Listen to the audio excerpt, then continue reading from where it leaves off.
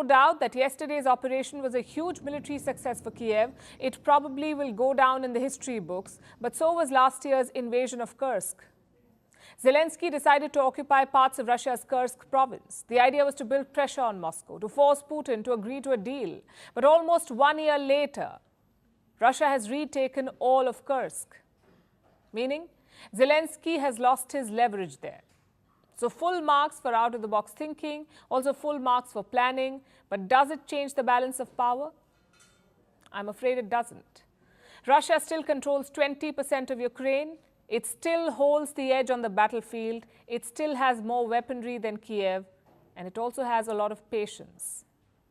Sneak attacks alone will not change that.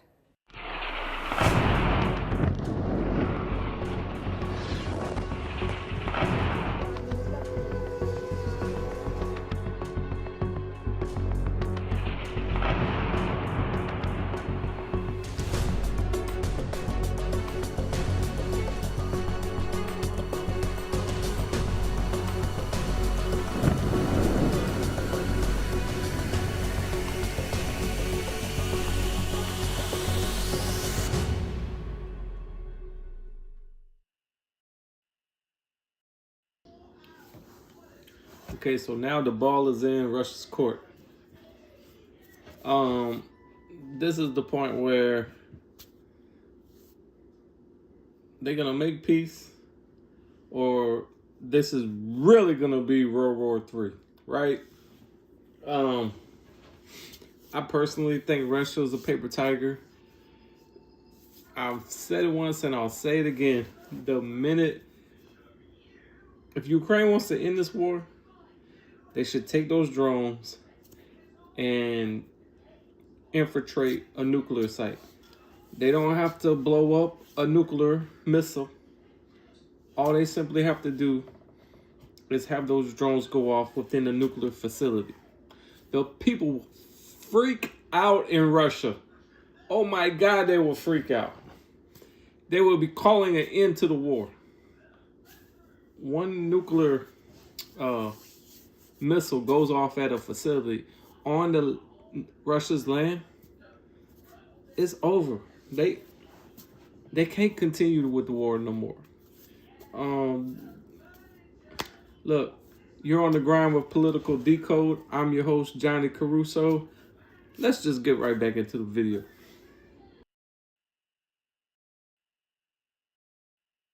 Specifically, the equipment used in strikes against Ukraine. Russia suffered truly significant losses, entirely justified and deserved. The pictures and details make one thing clear. This was an operation like no other. It wasn't about brute force. It wasn't about superior technology. It was about ingenuity. And it leaves us with two questions. How has it weakened Russia? And how will they hit back? Well, the intelligence failure is obvious. Kiev says the planning was happening for 18 months, yet Moscow had no clue. Plus, Ukraine had a team inside Russia, apparently right next to a Russian intelligence building. Again, that is just a claim, but if true, it's an even bigger failure. Secondly, there's a loss of prestige. Russia is a major power. It has the world's largest nuclear arsenal, yet Ukraine burnt down their bombers, that too in broad daylight. It's not a good look for Russia's air defenses. And finally, the strategic setback. These bombers have been used repeatedly against Ukraine. They're also key to Russia's nuclear second strike capability. What does that mean? Let's say the enemy hits Russia with a nuclear strike. They destroy Moscow's land-based nuclear weapons. Then what would Russia do? They would use these bombers to strike back, hence the term second strike capability. Russia always considered these bombers to be invincible. They were parked deep inside Russian territory, but Ukraine still managed to hit them. It shows a weakness in Moscow's calculations. And now the ball is in Putin's court. How will he respond to this brazen attack? Most likely with an escalation.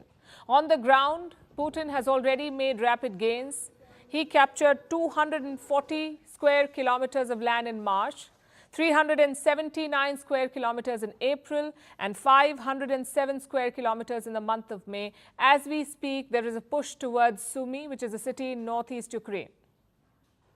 Zelensky says around 50,000 Russian troops have amassed nearby. So this could mean a large-scale offensive. But chances are that will not satisfy Putin. He needs a visible and impactful retaliation, one that re-establishes Russia's absolute aerial domination.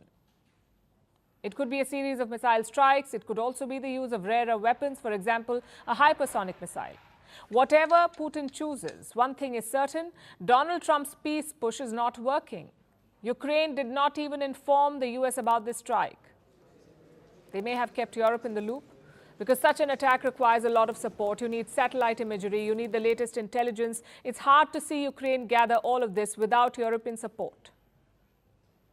So where does that leave the ceasefire talks? On life support. Teams from Russia and Ukraine did meet today. It was their second round of talks in Istanbul. They agreed to exchange wounded soldiers and those under 25 years of age. Plus, both sides will exchange 6,000 bodies of killed soldiers. That's 6,000 on each side. What about a ceasefire? Ukraine says it offered an unconditional ceasefire, but Russia says it offered a partial one. That too for up to 2 or 3 days. Meanwhile, Zelensky was at a summit in Lithuania. He once again called for a ceasefire. We must do everything to make sure diplomacy is not empty.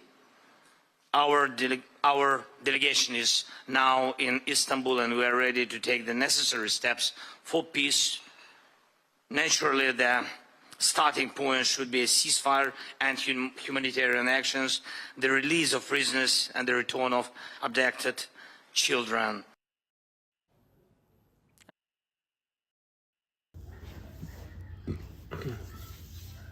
Really? So now we have Russia vowing World War III. I mean,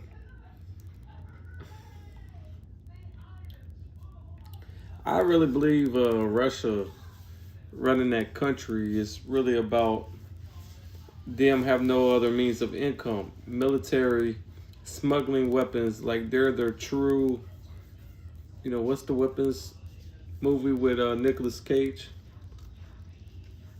He's smuggling weapons. Like, they're the real deal when it comes to that. Weapons and weapons smuggling, they're the real Nicolas Cage. If comment in the comment section if you've seen the movie with Nicolas Cage smuggling arms deals with Russia and other countries. I believe they need the whole war thing and was hoping to get a bite of the apple of all the American billions of dollars. No other country sends billions of dollars to aid in anything around the world, but the U.S. does. So there's huge hands in the pot to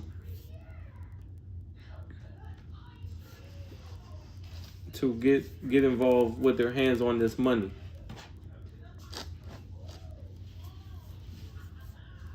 So, in my opinion, dealing with a kid trying to get in the shot here, in my opinion,